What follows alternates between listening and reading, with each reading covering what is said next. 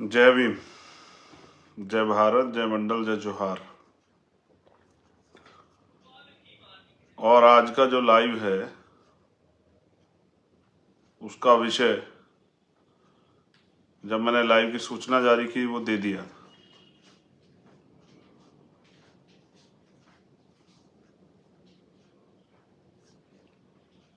बहुजन समाज में जन्मे, समय समय पे जो संत गुरु महापुरुष जन्मे हैं उन सभी को नमन करता हूँ।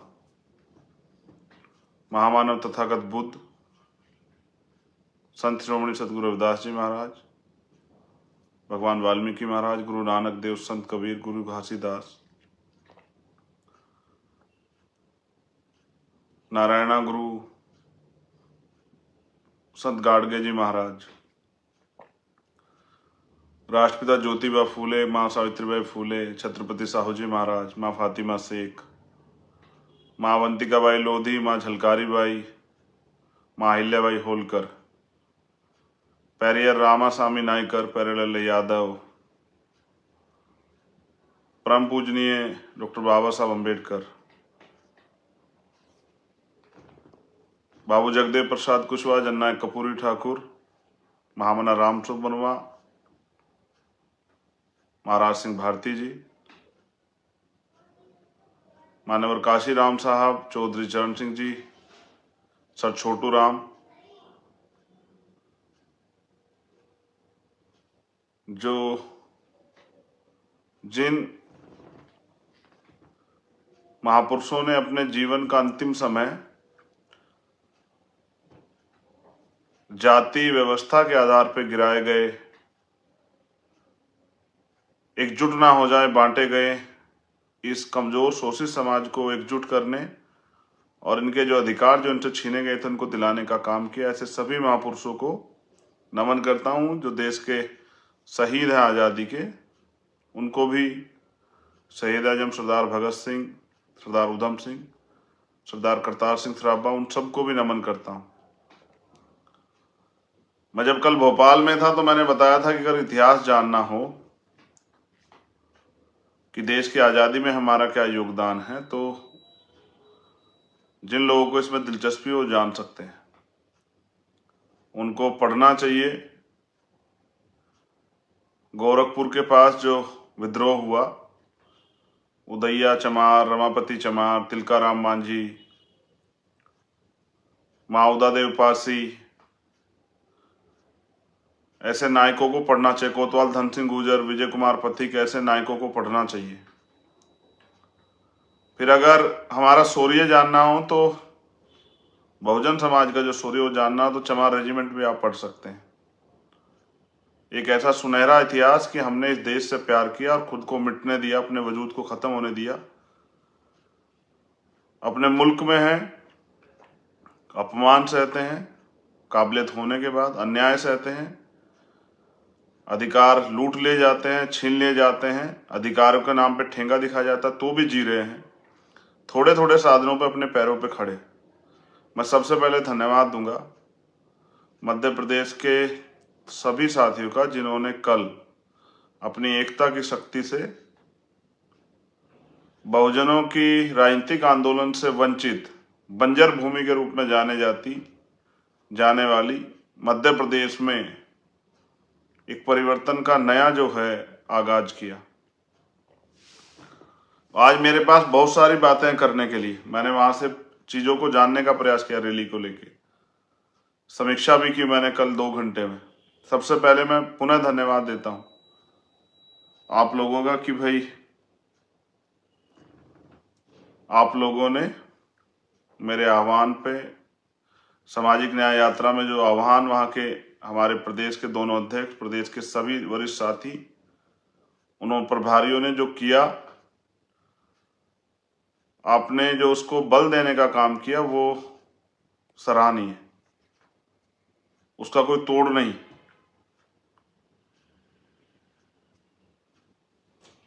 आप एक दिन पहले आए, भूखे प्यासे रहे, आप पैदल चल के आए, आप अपनी मेहनत की, ईमानदारी के जो पैसा है, खून पसीने की कमाई लगा के आए, हमारी छोटी छोटी बच्चियां, छोटे छोटे बच्चे पैदल चल के आए 250, 300, 400 किलोमीटर। हमारे लोग खुले आसमान में रहे, बुनियादी सुविधाओं से भी वंचित रहे, लेकिन उन्होंने अपने हौसले और जज्बे से एक दूसरे को इस आंदोलन में खड़े होने के लिए मजबूर किया। मैं शब्दों से आपकी ताकत को, आपके प्यार को, आपके समर्पण को बयां नहीं कर सकता। मैं यही कह सकता हूं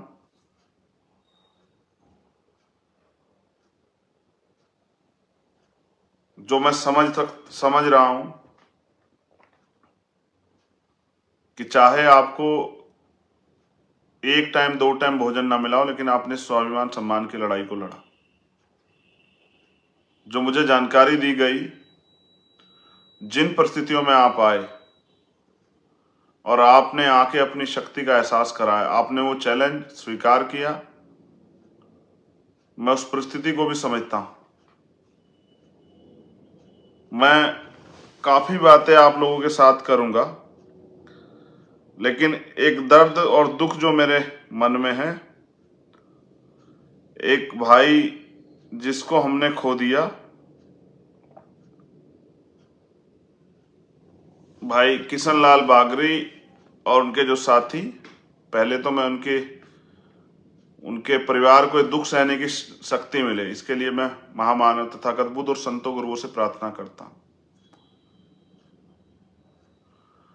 फिर उनके जो साथी थे, मुझे जानकारी मिली कि जाते हुए एक एम्बुलेंस को बचाते हुए उनकी गाड़ी खाई में जा पड़ी और 3 और 4 साथी और घायल। एक की हालत काफी नाजुक है और 3 साथी की हालत थोड़ी ठीक है।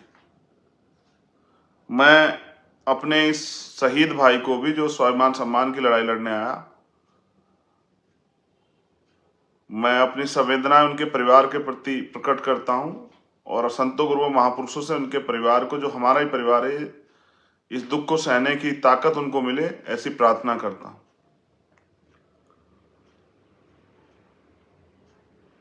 हम उनको इसलिए याद कर रहे हैं क्योंकि हम जब सड़क पर जाते हैं तो एक्सीडेंट का शिकार हो सकते हैं, लेकिन क्योंकि वो एक जिस उद्देश्य के लिए आए थे उसको नकारा नहीं जा सकता। मैंने बात की उनके परिवार से, उनका एक बेटा है, उससे मैंने बात की, वो 12वीं पास है। उनकी एक बेटी है जिसकी शादी हो गई है, छोटा सा घर है, घर भी बहुत पक्का सा मुझे नहीं लगा देखने में। आज स्थिति ऐसी नहीं थी कि मैं जानने का प्रयास करता। मैंने उनके बेटे से बात की, वो उनके बेटे भी समाज के प्रति दर्द रखते हैं और वो तो स्वयं दर्द रखते थे। तब मैंने उनके बेटे से पूछा कि वो क्या करते थे, तो पता लगा कि वो मजदूरी करते थे। उनके बेटे खुद भी मजदूरी करते हैं, पैसे के अभाव में उनको 12वीं के बाद पढ़ाई छोड़नी पड़ी। तो कोई कहे कि गरीब आदमी नहीं आता है, गरीब आदमी मिशन नहीं चला रहा है, गरीब आदमी सेवा भाव नहीं रख रहा, गरीब आदमी अपने महापुरुषों के और अपने हक अधिकार को बचाने के लिए नहीं निकल रहा है, तो ये झूठ है।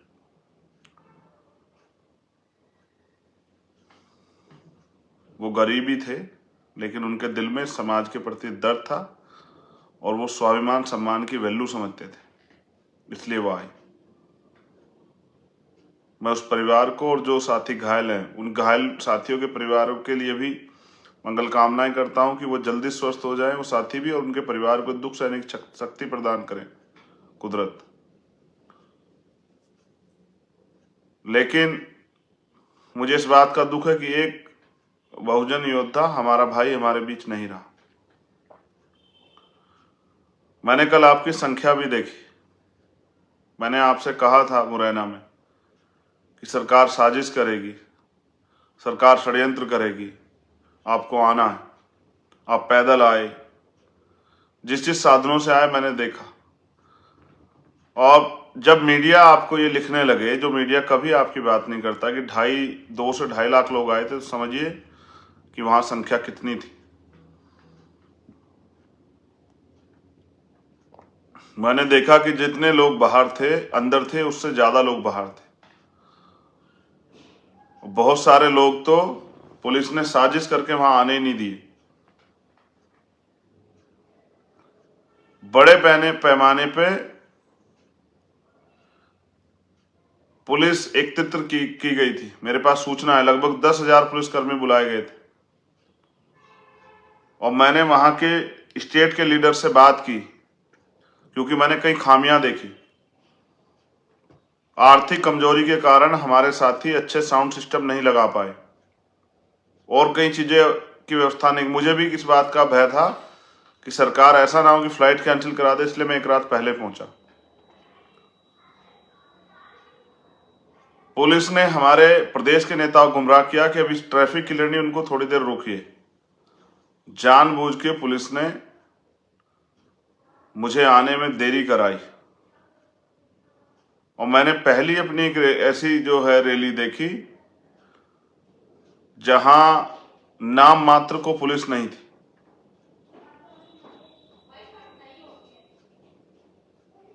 इतने बड़े तंत्र की, इतने बड़े लोगों की सुरक्षा व्यवस्था के लिए मात्र 10-12 लोग थे। जो फोर्स बुलाया गया था उनको एक ही काम दिया गया कि वो पूरे भोपाल के लिए स्पेशल बता रहा हूं कि भोपाल में वो सब लोगों को इधर उधर डाइवर्ट करें, ये कह के कि ये रास्ता नहीं, हम पे भी लोग हैं, हम भी जानते हैं चीजों को, कि जो लोग वहां आ रहे थे उनको डाइवर्ट करके दूसरे रास्ते भेजा। और ये कहा गया ऊपर से आदेश के तौर पे कि जब कोई ज्यादा ही जिद करे, लड़ने की स्थिति आ जाए, तभी जाने देना, वरना कोशिश करना कि उनको गुमराह करे। और ये उनको ये भी कहा जाए कि हम आप ही के लोग हैं, ये कह के उनको दूसरे रास्ते भेजा जाए, जिससे कि वो डिस्टर्ब रहे और रैली स्थल ना पहुंच पाए। इंटरनेट बंद किया गया।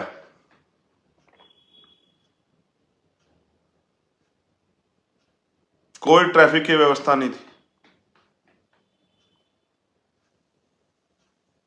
सरकार ने जानबूझ के ये षड्यंत्र किया। सरकार चाहती थी कि माहौल खराब हो जाए। हमारे लोगों ने बहुत अनुशासन दिखाया, हौसला दिखाया, वो डटे रहे, भूखे प्यासे रह के भी। सरकार ने, बहनें बच्चियां आई थी, सरकार ने कोई व्यवस्था नहीं की। मैंने ये सब अपनी आंखों से देखा, इसलिए मैं क्रोधित भी हो रहा था कि सरकार और यहां प्रशासन के लोग किस तरह से हमारे लोगों को धोखा दे रहे हैं। वहां के अधिकारियों से हमारे साथियों की वार्ता हुई, उन्होंने कहा कि हम सब तरह की सुरक्षा और सारे माहौल आपके जो लोग आएंगे उनको देंगे, बैरिकेडिंग कराएंगे, डी बनवाएंगे, जिससे कि आपके लोग परेशान ना हो, कोई आपकी भीड़ में कोई अन्य व्यक्ति घुस के कोई माहौल ना खराब कर दे। कुछ लोगों ने प्रयास भी किया, जिस सारी जिम्मेदारी शासन प्रशासन की कि लॉ एंड ऑर्डर मेंटेन रहे। इतने लोग आए थे, अगर मैं अपने शब्दों में कहूं तो कम से कम 5 लाख लोग पहुंचे।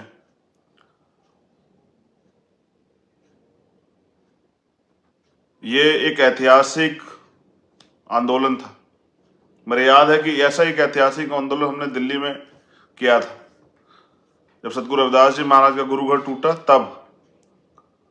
और जब मैं कल वहां गया तो वो ही एक माहौल था। मैंने वहां की लीडरशिप से बात की। पुलिस प्रशासन ने कहा था कि वो सुरक्षा व्यवस्था करेंगे कि किसी कार्यकर्ता को कोई नुकसान ना पहुंचा दे, नहीं की गई। उससे पहले देवास में हमारी गाड़ियों पे हमला हुआ, हमारी 4 से 6 गाड़ियां तोड़ दी गई। पुलिस नदारद थी। पुलिस किसी तरह से आयोजन को विफल करने में लगी थी, षड्यंत्र कर रही थी। जानबूझ के सरकार चाहती थी माहौल खराब हो और भीम आर्मी के लोग, आजाद समाज पार्टी के लोग बदनाम। और कल वो भविष्य में इतना बड़ा जमावड़ा, इतना बड़ा समुदाय इसमें ना आए, उनको परमिशन कैंसिल करने में और आरोप लगाने में आसानी हो, इसलिए उन्होंने जानबूझ के किया। जो बैरिकेडिंग लगा रखे थे उनको वहां से उठा लिया, जिससे कि हम अपने आप भी सुविधा व्यवस्था ना बनाए। जबकि एक दिन पहले कहा कि वहां बहुत सारे बैरिकेडिंग है, हम आपकी मदद करके व्यवस्था करा के देंगे। क्योंकि हमारे साथी आर्थिक रूप से कमजोर है, तो बहुत सारी जिम्मेदारियां वो इस बेस में अदा नहीं कर पाए कि बहुत बड़े टेंट लगा दें, बहुत बड़ी स्टेज लगा दें या बहुत ज्यादा कुर्सियों की व्यवस्था करते हैं, ऐसा नहीं कर पाए। तो कुछ जिम्मेदारियां जो सरकार की थी, जो प्रशासन की थी, जो क्योंकि टैक्स हम भी पे करते हैं, हमारे मध्य प्रदेश में जो लोग हैं वो भी पे करते हैं, और मध्य प्रदेश के अंतिम व्यक्ति की रिस्पॉन्सिबिलिटी भी सरकार की है और एडमिनिस्ट्रेशन की है, लेकिन वो नहीं निभाया गया। जो मेरे पास सूची है, 1 से 1.5 लाख लोगों को डाइवर्ट किया गया, क्योंकि हम पे तो संगठन है, हमें जानकारी किसी तरह से वो ग्राउंड में ना पहुंचे। जितने लोगों की, दूसरे लोगों ने जितने अपनी सभा में लोग बुलाए, इतने लोगों को आने से डिस्टर्ब किया गया, और फिर बीच में ये अफवाह उड़ाई गई कि चंद्रशेखर तो आगे चले गए, जिससे कि लोग ना आए, लोग वापस लौट जाएं। ये अफवाह भी पुलिस के लोग शहर के बीच में खड़े होके फैला रहे थे कि अब जाके क्या करोगे, अब तो चंद्रशेखर भाई आगे चले गए, अब तो मिल भी नहीं पाओगे, देख भी नहीं पाओगे, तो वापस लौट जाओ, क्यों परेशान हो रहे हो।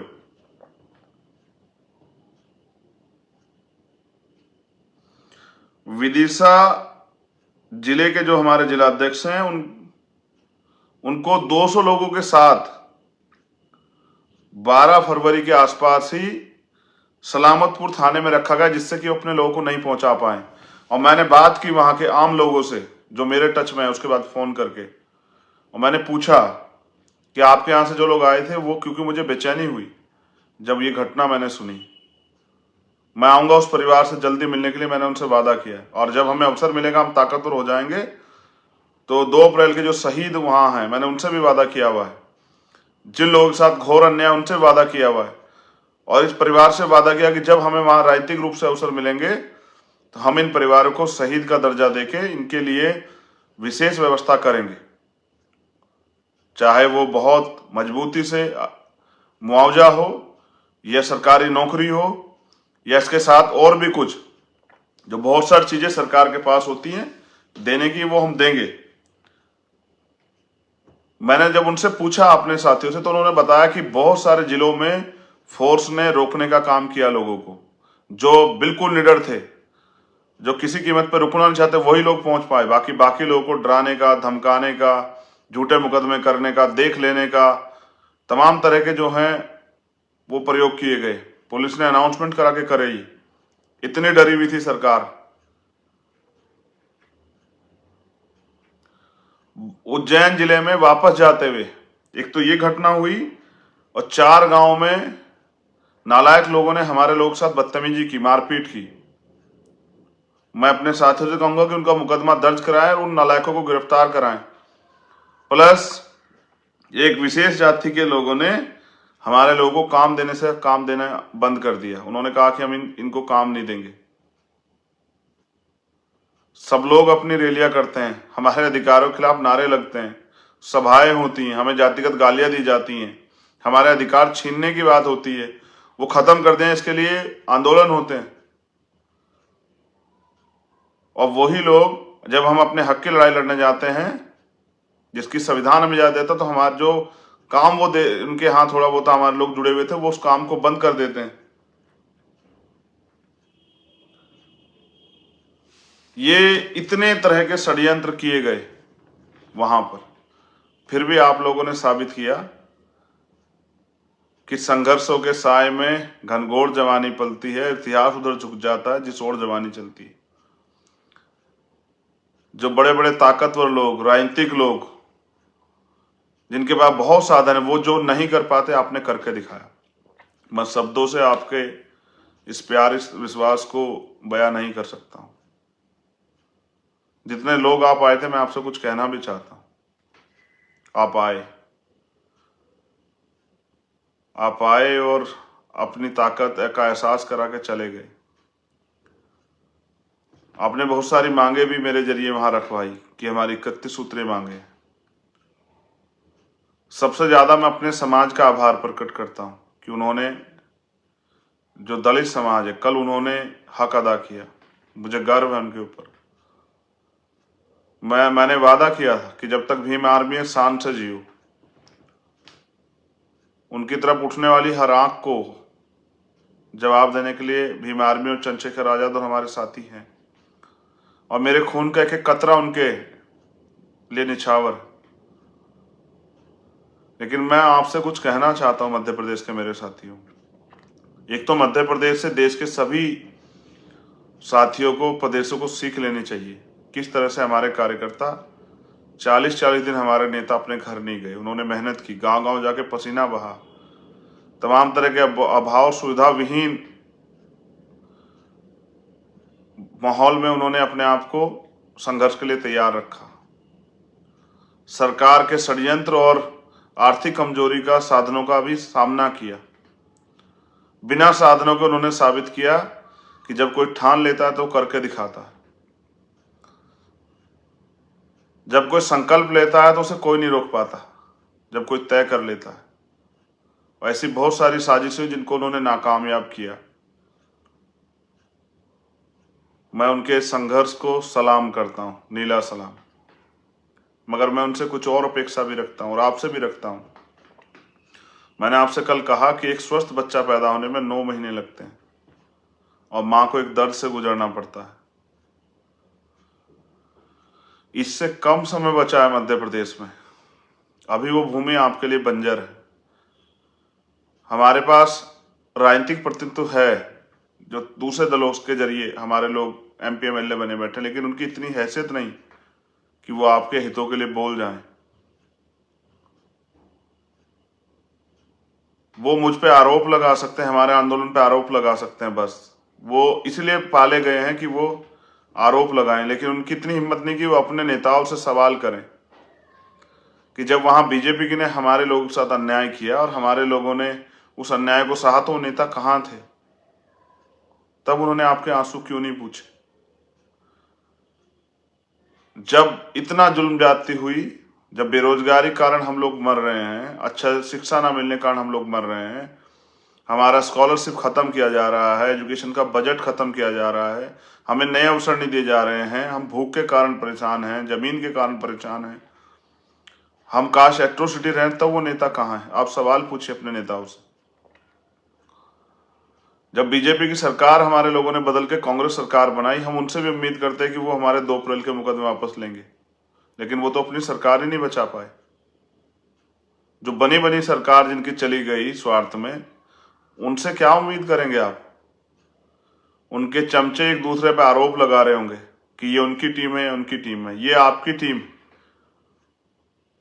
और वो सिर्फ वहां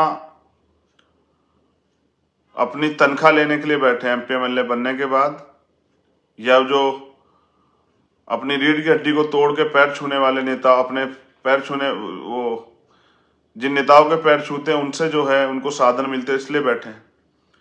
लेकिन आजादी के इतने दिन हो गए, क्या कभी आपकी जिंदगी बदली?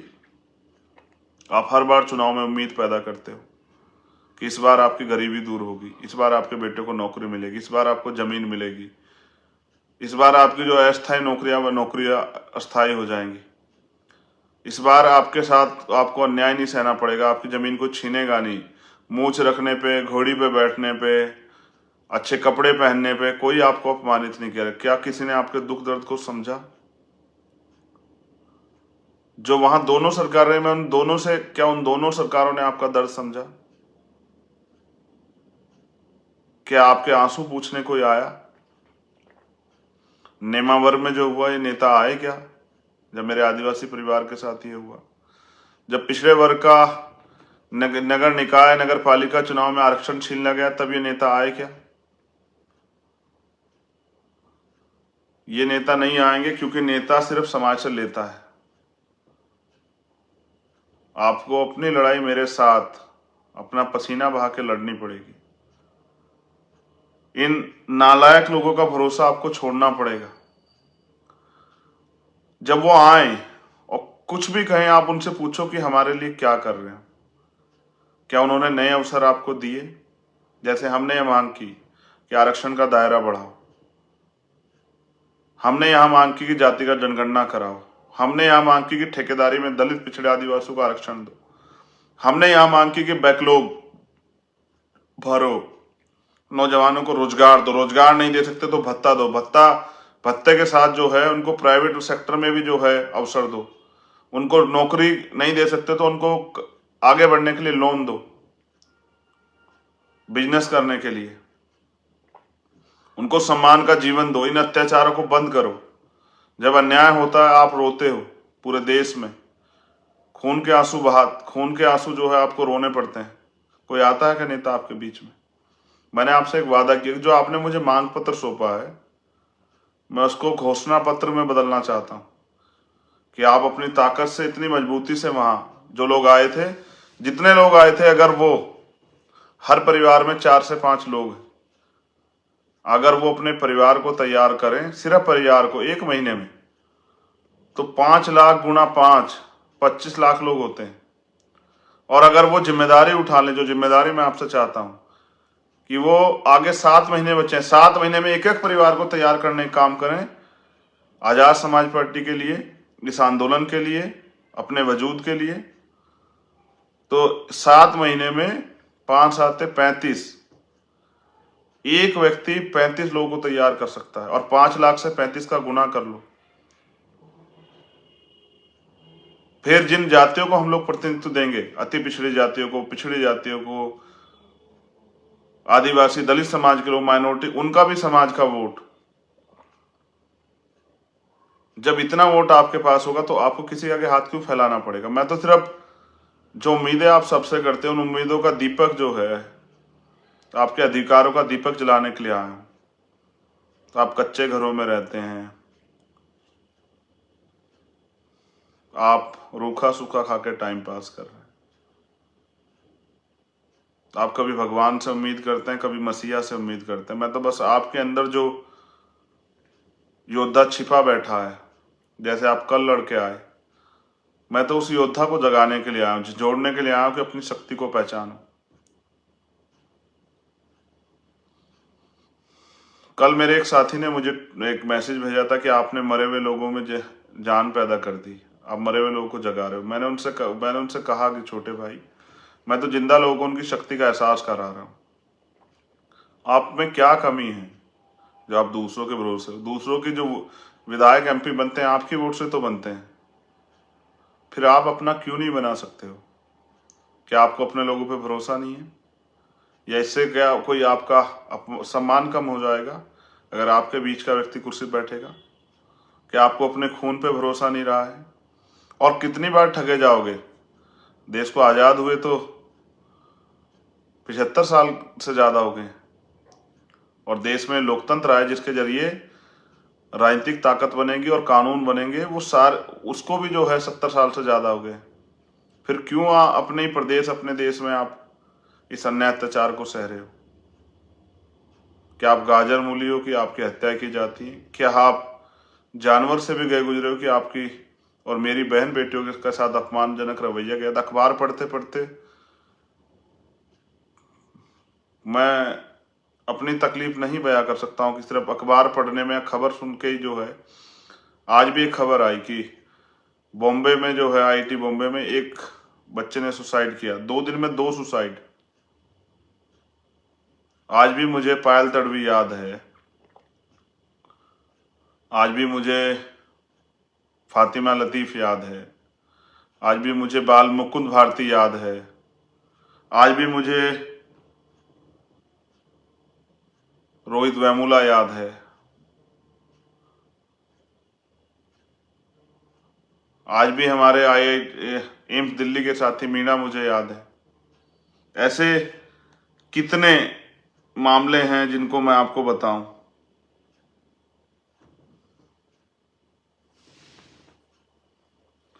हैदराबाद के सेंथिल कुमार और अनिल मीणा एम्स के, कितने ऐसे वो हैं, ये हमारे कब्रगाह बन गए हैं। मैंने तो कहा, आज मैं आपसे भी कह रहा हूं कि इन इंस्टीट्यूशनों को ताला लगा देना चाहिए। यहां बैठे, क्योंकि आरक्षण की वजह से SC ST OBC के लोग तो वहां जा रहे हैं बच्चे, लेकिन जो उनकी मानसिकता है, जो क्योंकि 98% उच्च जाति के, सामान्य जाति के टीचर्स वहां हैं, उनकी मानसिकता नहीं बदले। उनको लगता है कि ये इंस्टीट्यूशन उनके लिए बने थे, ये दलित पिछड़े आदिवासी इसमें क्यों घुस रहे हैं। उनको अंदर से ये बात पीड़ा होती है। उनको लगता है कि ये उनके बाप के हैं। उनको नहीं पता कि हम भी इस देश के रहने वाले हैं, हम भी टैक्स पे करते हैं और इन संसाधनों पर हमारा भी बराबर का अधिकार है।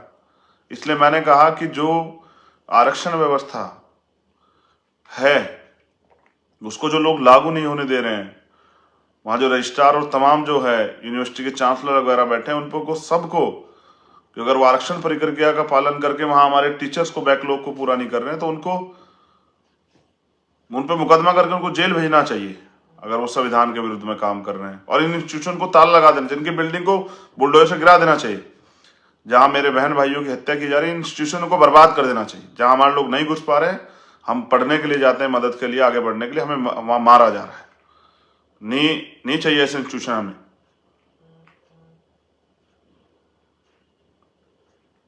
आरक्षण है 27% है आरक्षण पिछड़े वर्ग के लोग, मिल कहां रहा है? मध्य प्रदेश में तो 14-15% मिल रहा है। मिल क्यों नहीं रहा? आपने सोचा? आदिवासियों की इतनी आबादी है, आरक्षण की व्यवस्था क्यों नहीं मिल रहा है? क्यों आपका बैकलॉग नहीं भरा जा रहा है? क्यों SC ST OBC के लोग न्यायपालिका के बाहर तमाशा देखने खड़े हो गए? नए 7 सुप्रीम कोर्ट के जज बने, बताइए अति पिछड़ा, दलित, आदिवासी कितने बने? माइनॉरिटी कितने लोग बने? जो हमारे OBC समाज की जो जाति आगे बढ़ गई, जाट कितने बने? गुजर कितने बने? पटेल कितने बने? मौर्य कितने बने? साक्य कुशवाहा कितने बने? पाल प्रजापति कितने बने? कश्यप, निषाद, चौहान कितने बने? सैन, राजभर कितने बने? बिंद कितने बने? यादव कितने बने? चमार, वाल्मीकि, पासी, धोबी कितने बने? खटीक बताओ, दो जवाब। ये तब तक नहीं मिलेंगे जब तक राजनीतिक शक्ति आपके पास नहीं आएगी। चाहे आप बाहर बैठ के तमाशा देखें, नेताओं भरोसा करें, लुटते रहें, या फिर काम करें मेरे साथ आके और अपनी ताकत बनाएं। और जिस दिन ताकत आपके पास होगी, फिर आपको किसी के आगे ऐसे हाथ नहीं फैलाना पड़ेगा। मैं तो बस आपको ये बताने के लिए हूं कि 8-9 महीने अगर हम मिलके काम करें, मैं खुद वहां बहुत काम करना चाहता हूं। मैंने आपका शौर्य देखा, आपका बल देखा, आपका कमिटमेंट देखा, आपका समर्पण देखा। मैं वहां खुद मेहनत करना चाहता हूं, अपनी एड़ियां रगड़ना चाहता हूं, अपना पसीना बहाना चाहता हूं। मेरा मन तो आपके लिए, अगर मेरे खून में कतरा कतरा लग जाए तो भी मुझे फर्क नहीं पड़ता, मगर मैं चाहता हूं कि आपकी जिंदगी बदले, हर उस गरीब की जिंदगी बदले, उसके घर में भी एक ऐसा उजाला आए कि वो स्वाभिमान, सम्मान और अधिकारों के साथ, खुशियों के साथ जी पाए। इसलिए मैं आपसे अपील करता हूं कि एक तरफ वो लोग हैं जो पैसे वाले हैं, जो कुछ पैसे आपको बांटने काम करेंगे, कुछ देने काम करेंगे चुनाव के समय, और एक तरफ हम लोग हैं जो सामाजिक परिवर्तन चाहते हैं, जो चाहते हैं कि हादसे पे गिरा गया समाज अपने पैरों पे खड़ा होकर आगे बढ़े। फैसला आपको करना है। और जो साथी वहां काम कर रहे हैं, उनसे मैं कह रहा हूं कि बहुत जय भीम के नारे आप लगाते हो, बहुत जोर लगाते हो, बहुत प्यार करते हो। इस प्यार को, विश्वास को एक बार मेरे साथ चल के काम में, संघर्ष में भी बदलो। आप बहुत संघर्ष करते हो, लेकिन अब थोड़ा सा राजनीतिक संघर्ष भी मेरे साथ मिलकर करो। क्यों हम किसी के आगे हाथ फैलाएं? क्यों हम किसी से मांगे जब हम खुद दे सकते हैं? जब हम खुद जो है ताकतवर बन सकते हैं, तो हम किसी की बैसाखी के सहारे क्यों रहें? जब हम पे अपना मकान है तो हम किराए के मकान में क्यों रहें? क्यों हम बाहर खड़े होकर तमाशा देखें? क्यों हम मालिक नहीं बनना चाहते? बाबा साहब अम्बेडकर ने कहा है कि राजनीतिक सत्ता वो चाबी जो आपकी सारी परेशानियों का हल कर देंगे। मैंने कल भी आपसे कहा कि अपनी मांग लिख के दो और आओ मेरे साथ काम करो। 9 महीने के बाद जिस दिन हम लोग ताकत में आ जाएंगे, फिर मुझसे कहना, अगर एक दिन आपको इंतजार करना पड़े। मैंने आपसे कल भी कहा, डॉक्टर, मैं जो बाबा साहब कह गए उसको भी कह रहा हूं कि राजनीति में हिस्सेदारी ना करने का सबसे बड़ा नुकसान ये है कि अयोग्य लोग आपके ऊपर शासन करते हैं। आज वो लोग जिनकी संख्या बहुत कम है, वो शासन कर रहे हैं, और जिनकी संख्या है, जिनके लिए बाबा साहब अम्बेडकर ने अपने 4 बच्चे कुर्बान किए, वो आज भी विकलांग की भूमिका में है, सहारे पे है। बैसाखियों पे कोई आए, कुछ दे दे, कोई रोटी, कपड़ा, मकान दे दे। लाखों बहनों से मिलता हूं, अभी बिहार गया था, वो एक आस उम्मीद से देखती है। उनको लगता है कि ये है तो हमारी इज्जत पे कोई हमला नहीं करेगा, हमें कोई जाति की वजह से अपमानित नहीं करेगा, हम सुरक्षित हैं। बहुत उम्मीदें हैं उनको। वो आती हैं, मिलती हैं, मैं कई बार रोकता हूँ, पैर छूती हैं। मैं कई बार उनको समझाता हूँ कि हमारे यहाँ बहनों से पैर नहीं छुआए जाते। बहुत सारी माएँ आती हैं, चूमती हैं माथा, गले लगाती हैं और कहती हैं तू जिए, तो आगे बढ़े। मैं आगे बढ़ जाऊं और आप आगे नहीं बढ़ो तो फिर कैसे चलेगा। मैं चाहता हूं समाज आगे बढ़े, इसलिए आपसे अपील कर रहा हूं। एक भाई खोया है, तकलीफ में हूं, बस आपसे उम्मीद करता हूं कि आप घर नहीं बैठेंगे। लड़ाई शुरू हुई है, खत्म नहीं हुई। अब की बार जब आएंगे तो इससे दुगनी ताकत से आएंगे। जो नहीं आया उसको भी लेके आएंगे, जो आया था वो तो आएगा, जो नहीं आया उसको भी लेके आएंगे। लेकिन जब गांव में जाएंगे तो जाके समाज को भी तैयार करेंगे, अपने समाज को बैसाखियों की सारणी रखेंगे। हम बैठेंगे नीचे और हमारे कंधे पे बैठ के हमारा समाज आगे बढ़ेगा। जय भीम, जय भारत। एक आखिरी आपसे निवेदन ये है कि अब वो आपको लड़ाने का काम करेंगे, पिछड़ी जातियों को और दलित समाज को, आदिवासियों को और दलितों को। लड़ना नहीं है, किसी भी कीमत पे नहीं लड़ना। वो षड्यंत्र करेंगे मेरे भाइयों। हम सीधे सच्चे लोग हैं, वो लोग षड्यंत्रकारी लोग हैं। वो आरोप लगाएंगे, बेवकूफ बनाने काम करेंगे, तमाम तरह के झूठ बोलेंगे। आपको उनकी बातों में नहीं आना है। आप इतने बार ठगे गए हो, आप मत ठगना उनकी बातों में मत। शिकारी आएगा, दाना फेंकेगा, आप उसको अपना समझ के चले जाओगे तो आपकी गर्दन फंस जाएगी। और यही चाहता है शिकारी। वो कभी सच्चे आदमी को नहीं चाहेगा वो ताकत में आ जाए। अगर उनको कल एहसास होता कि आप इतनी ताकत में आओगे तो शायद वो मुझे परमिशन भी नहीं देता आने की। तो अपने लोगों से नहीं लड़ना है, पिछड़े वर्ग के भाइयों से, आदिवासी भाइयों से, माइनॉरिटी के लोगों से नहीं किसी से नहीं लड़ना है। लड़ने से हम आगे बढ़ ही नहीं सकते। हम पढ़ने से आगे बढ़ेंगे, हम सत्ता में आने से आगे बढ़ेंगे। जब अधिकार और अवसर हमारे पास होंगे तब हम आगे बढ़ेंगे। इसलिए आपसे अपील करूँ, जो नौजवान पढ़ रहे हैं खूब पढ़ाई करें, और जो लोग इस संघर्ष में काम करने लगे हैं, वो पढ़ रहे हैं, वो भी कुछ समय तो दे। अगर आप पढ़ लिख के बैठ जाओगे, नौकरी कहाँ से मिलेगी जब ऐसी सरकार बैठी जो नौकरी नहीं देना चाहती, जो आरक्षण के फॉर्मूले को पूरा ना करना चाहती। अवसर हैं, अधिकार है, लेकिन उनको लागू नहीं होंगे, वो आप तक नहीं पहुंचेंगे तो क्या फायदा है। लोग कहते हैं राजनीति बुरी है। राजनीति बुरी है तो ये इतना बड़ा समाज क्यों कर रहा है राजनीति, और हम लोग के साथ राजनीति क्यों कर रहा है। वो हमारे साथ राजनीति करें और हम मिलकर अपने लिए राजनीति करें और कामयाब हों, और हमें अवसर मिले हमारे लोगों को, और हमारे लोग भी सम्मान से जी पाए। वो भी आने वाली पीढ़ियां सम्मान उनका सुरक्षित रहे, अवसर उनके पास रहे, संविधान की रक्षा। इसलिए हमें लड़ना है। आपने मुझे सुना, इसके लिए दिल से शुक्रिया। मगर अगर मेरी बात नहीं मानोगे तो मैं भी महापुरुषों के रास्ते को आगे बढ़ाता एक दिन चला जाऊंगा। फिर आप नया चंद्रशेखर पैदा कर लेना, देखना कैसे कर पाओगे। लेकिन अगर आपने कुछ दिन मेरा साथ दिया तो मैं आपसे वादा करता हूं कि ऐसे 1 लाख चंद्रशेखर होंगे जो अपने समाज के लिए, उनके अधिकारों के लिए, उनकी रक्षा के लिए, उनकी तरक्की के लिए मर मिटने को तैयार होंगे। इस काम को करने के लिए मैं दिन रात लगा रहता हूँ। मैं चाहता हूँ हमारी बहनें भी स्वाभिमान और सम्मान के साथ बाहर निकलें, शेरनी की तरह दहाड़े, आगे बढ़े। मेरी बहनों की तरफ कोई आंख ना उठा पाए। अगर कोई सोचे भी तो फिर उसको जो सजा मिले कानूनी रूप से, फिर उसके बाद किसी की हैसियत ना हो। मैं अपनी बहनों से भी वादा करता हूँ, जो दूसरे दलों में, उनसे भी कह रहा हूँ, बहनों से, कि आप अपने राजनीतिक कुछ कारणों से मुझसे दूर हो सकते हैं, लेकिन मैं सच कह रहा हूँ कि मैं आपके लिए रखवाले तैयार कर रहा हूँ जो इस देश की सभी महिलाओं को सुरक्षित रखेंगे और उनके हक अधिकार सम्मान के लिए लड़ेंगे, और जो एक ऐसा माहौल बना के देंगे जो पेरियार रामास्वामी नायकर चाहते थे, कि रात के अंधेरे में भी अगर आप कुछ मिल जाओगी तो आपकी तरफ कोई आंख उठा के देखेगा। कोई आपसे सवाल नहीं करेगा क्या पहनना है, क्या करना है, क्या खाना है, क्या पीना है, कहाँ जाना है। एक ऐसा माहौल तब बनेगा जब ऐसे लोग, उस विचारधारा को मानने वाले लोग सत्ता में आएंगे। तो जो नौजवान सड़क पर लड़ रहा है उसको सदन में जाने की तैयारी भी करनी चाहिए। जब अमीर का बेटा जा सकते तो गरीब के बेटे क्यों नहीं जा सकते। मेरा ये संदेश मध्य प्रदेश के अलावा राजस्थान, छत्तीसगढ़, उड़ीसा के साथियों को भी है। यूपी, महाराष्ट्र, बिहार, पंजाब, हरियाणा, दिल्ली, उत्तराखंड, हिमाचल के साथियों को भी है कि जब